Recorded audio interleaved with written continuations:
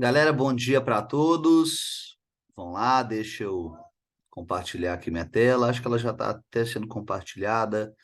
Preparei um material de estudo muito bom, modéstia à parte, que ele vai ajudar vocês a estudarem sobre essa parte final, que eu considero fundamental para a gente entender que todo bloco, por mais integrado que ele seja, por melhor que ele tenha sido construído em seus pressupostos teóricos, ele enfrenta ainda os seus desafios, as suas dificuldades, e por causa disso, na aula de hoje, nós vamos falar sobre o Brexit, ok? A saída do Reino Unido da União Europeia.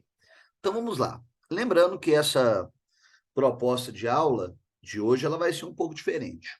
Ela cumpre primeiramente a função de ser um dever de casa, sim, mas é um dever de casa que ele vai ter, além de algumas atividades relacionadas a esse vídeo, também registros sobre o que eu estou explicando, sobre tudo isso que nós estamos conversando agora. Então vamos lá. Para falar sobre um desafio um tanto quanto mais moderno, eu escolhi pegar a crise dos refugiados no continente europeu. Por favor, galera, presta muita atenção quando eu falo a expressão refugiado. Quando eu cito refugiado e não apenas migrante, eu estou dando destaque principalmente à condição de vulnerabilidade, isto é, refugiado é aquele que foi expulso, é aquele que involuntariamente saiu do seu país de origem, ok? E pensando nisso, todo mundo já pode ir olhando para essa imagem, que ela é, para mim, uma das melhores charges já criadas sobre essa crise, e tentar entender qual que é a mensagem que ela está nos passando. Primeiro, nós temos o bloco econômico representado por essa velha senhora, expressão essa que é muito utilizada para designar o continente europeu. Ela está aí com essa roupa azul e com algumas estrelas, representando qual bloco econômico? Claro, a chamada União Europeia. E ela está chutando as pessoas que estavam tentando entrar no continente em busca de trabalho, melhor oportunidade de vida, emprego, renda. E na mala está escrito migrantes. Claro que eu faço essa ressalva e eu reforço aqui agora. É importante caracterizar esse fluxo como sendo um fluxo de refugiados e não apenas de um migrante qualquer que vai muitas vezes por lazer, muitas vezes também em busca de uma, digamos, melhor condição de vida, mas não associada a uma vulnerabilidade política, econômica, ambiental. Ou seja, a mensagem dessa crítica é justamente mostrar para nós que os argumentos contrários à entrada de imigrantes e refugiados no continente europeu, entre aspas, venceram. Venceram por quê? Porque nós vemos o bloco econômico muitas vezes se comportando da forma como a charge está evidenciando, de forma reativa, não propondo soluções para muitas vezes problemas criados por países europeus. É importante, nessa questão aí, a gente olhar também para esse mapa. Grande parte dos refugiados vieram do continente europeu. E olha como que é muito, desculpa, do continente africano para o continente europeu. E olha como que é muito interessante a gente analisar esse mapa e perceber a proximidade geográfica de muitos países do sul da Europa, como por exemplo, Grécia, Itália, alguns países ali do leste europeu, de alguns países africanos, como Egito, Líbia, Tunísia, poderia citar Marrocos também. Então, a proximidade geográfica acaba sendo também um fator determinante para que esse fluxo muitas vezes aconteça, ok? Lembrando, voltando agora para essa charge, a mensagem principal que essa charge nos transmite é que os argumentos que justificam a necessidade do controle dos fluxos migratórios e de refugiados, esses argumentos venceram. E quais vão ser esses argumentos? Muitas vezes, a gente precisa citar que são argumentos de caráter xenófobo. justificando que a falta de emprego, que a desaceleração econômica, que o processo inflacionário, isto é, os problemas de ordem econômica, são fruto da entrada de pessoas que não nasceram no próprio país europeu.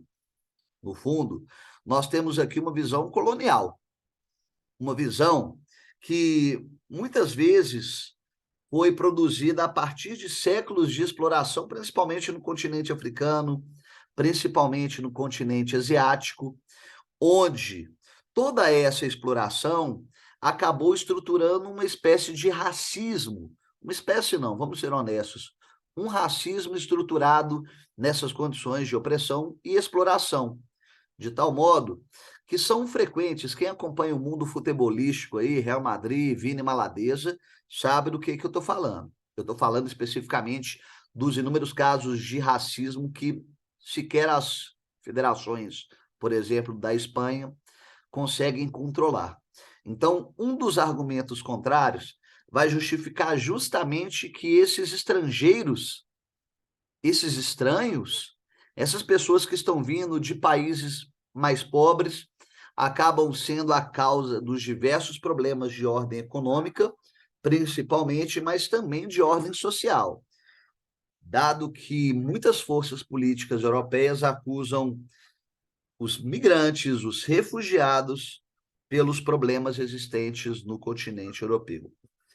Galera, para todo mundo lembrar, para a gente fazer uma análise de mapa, isso daqui é aula de geografia, óbvio, a gente não pode esquecer que trata-se de um mapa que tem no mar Mediterrâneo, vou repetir, que tem no mar Mediterrâneo um grande cemitério. As políticas de contenção dos fluxos produziu diversas mortes, produziu um conjunto de mortes ainda não estimadas oficialmente da forma como deveriam. E cito isso para justificar o caráter, outra vez, xenófobo dos argumentos contrários à entrada desses refugiados.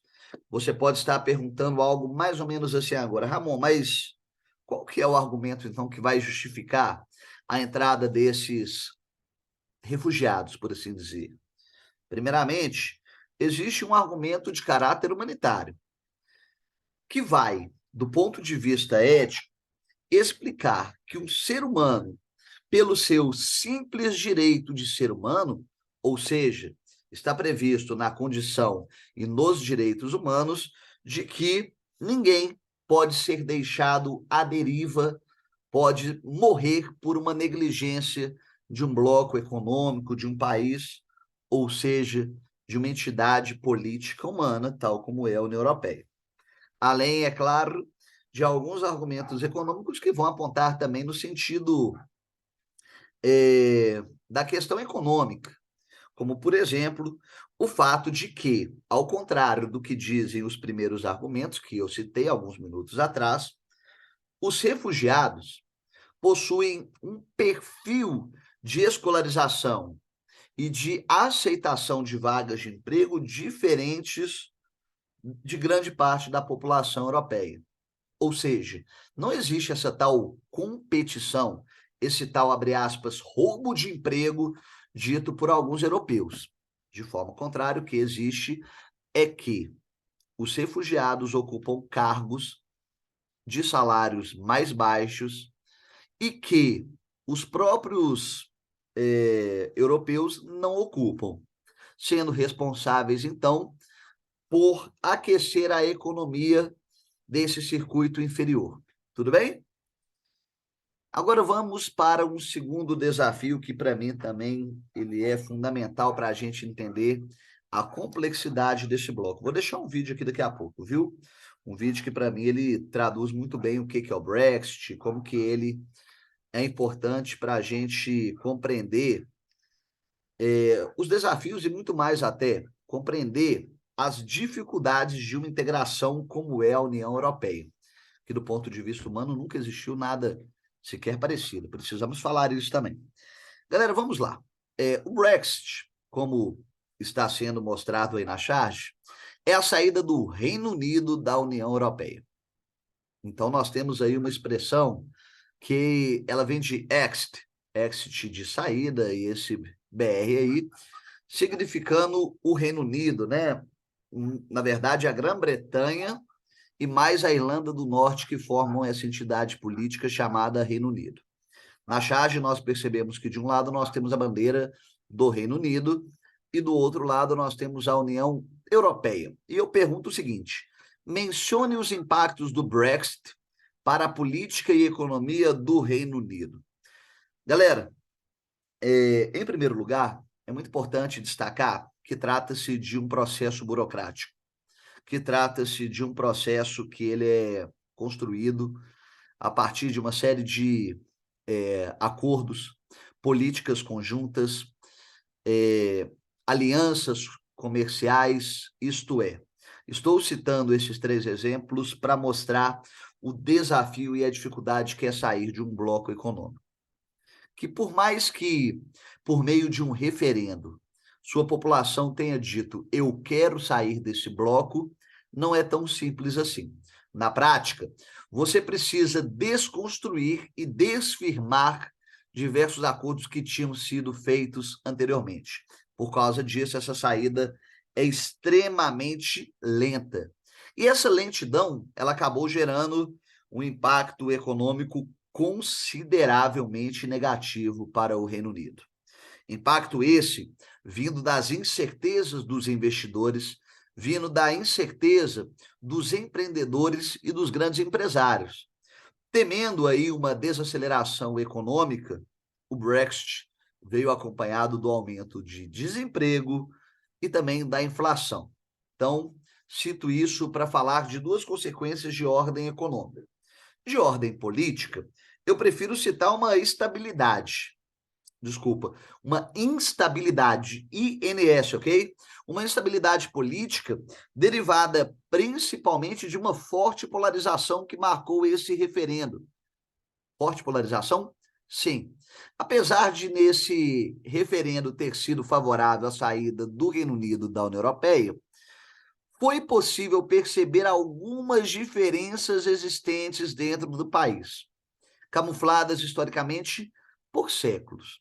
Uma dessas diferenças que eu gostaria de citar é a diferença etária. Boa parte da população jovem foi contrária à saída do Reino Unido da União Europeia, e boa parte da população idosa foi favorável à saída do Reino Unido da União Europeia. Essa é apenas uma das diferenças que marcam essa polarização. Daqui a pouco eu vou passar um vídeo e falo também das polarizações do ponto de vista nacional. Lembrando, Reino Unido é uma composição de Irlanda do Norte, na Ilha da Irlanda, né? Escócia, País de Gales e Inglaterra. Vamos lá. E do ponto de vista social, foi uma etapa que ela cumpriu também uma desagradável função de colocar outra vez em xeque esse sentimento de integração do continente europeu. Movimentos de caráter xenofóbico cresceram de forma considerável. Então, vamos lá.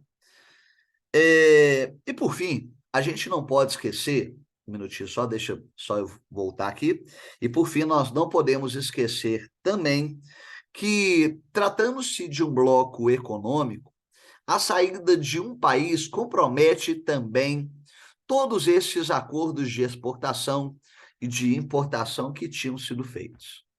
Vamos lá. Galera, vou agora para esse último slide discutir sobre os desafios da União Europeia. Olha que interessante essa charge. Essa charge mostra várias estrelas aí, algumas afogadas, algumas tentando salvar o barco, e uma especificamente está lançando ali uma tábua em uma das estrelas, tentando afundar ela. Isso mostra que, como qualquer gremiação humana, qualquer grupo humano, vem, digamos, rodeado por uma série de desafios. E um dos últimos desafios que eu vou colocar, eu citei 3 aqui, é o euroceticismo. Para quem não sabe, ceticismo é uma certa descrença. E de que descrença eu estou falando? Na descrença de que é possível firmar um bloco econômico com países tão distintos do ponto de vista político, econômico, social, cultural, entre outros tantos elementos que eu poderia citar aqui. Então, o euroceticismo é o nome dado justamente a esse caráter, muitas vezes xenofóbico, de algumas lideranças políticas que, temendo crises econômicas, desemprego e outros processos, acabam acusando outros países, principalmente os mais pobres, principalmente os menos desenvolvidos, de serem os responsáveis pela crise do bloco. Bem, os argumentos eurocéticos apontam principalmente para o fato de que a União Europeia limita a soberania nacional dos países individualmente. E, nesse sentido, o grande argumento vai no encontro da tese de que a França para os franceses, por exemplo, a Alemanha para os alemães e a Itália para os italianos. Essa expressão que eu estou utilizando significa que o interesse nacional ele precisa superar o interesse do bloco econômico. Esse é um grande desafio. Conforme nós já estudamos, desde a Comunidade Econômica do Carvão e do Aço, conseguiu-se estabelecer diversos acordos para o entendimento que o interesse coletivo superaria os interesses individuais. Uma possível intervenção, já citada pelas grandes lideranças políticas europeias, argumentando de forma contrária a esse euroceticismo, é de que a estabilidade do ponto de vista militar europeu se deu em função, principalmente, desses diversos acordos construídos coletivamente. Passei isso já em sala de aula e disse que essa ideia de uma Europa integrada é um desejo antigo, desejo que ele vem, inclusive, de alguns filósofos iluministas, é isso mesmo que eu estou falando. Este desejo vem de filósofos iluministas, então é um processo bem mais antigo do que muitos aí pensam. E o grande argumento é que foi a União Europeia responsável pela estabilidade do ponto de vista político-militar e que a grande consequência disso foram os benefícios econômicos gerados por essa estabilidade. No entanto, existe um reconhecimento de que esse bloco ele precisa se deparar com esses desafios e propor intervenções, propor formas de resolver esses problemas, por assim dizer.